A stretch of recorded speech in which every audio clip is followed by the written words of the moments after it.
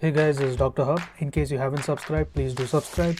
This is a concise, well-crafted summary and it highlights only the important keywords. Loop of Henley, and we are going to continue with the tubular functions of loop of Henley. So here in the loop of Henley there is a counter current multiplier. It's a counter current multiplier that exists so that they're in the presence of EDH the maximum reabsorption of water and the urine concentration takes place. So all this is done by the loop of Henley. So there is this thin descending loop of Henley.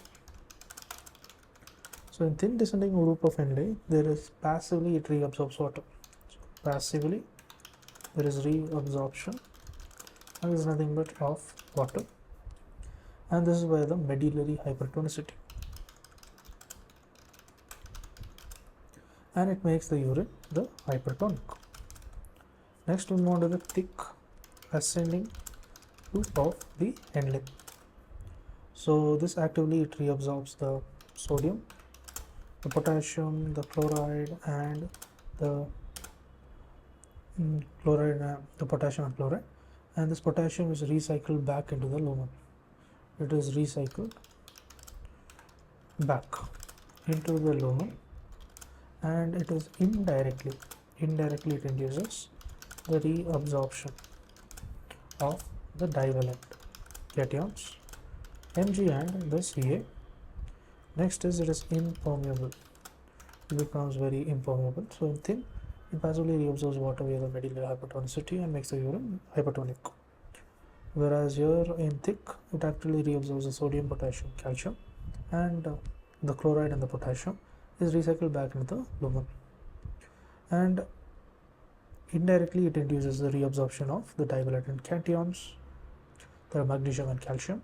It is impermeable to the water.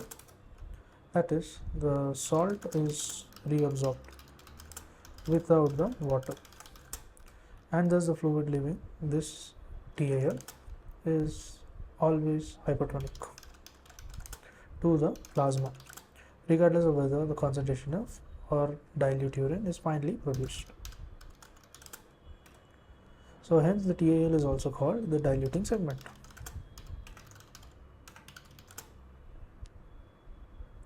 So when you summarize it, the fluid entering the loop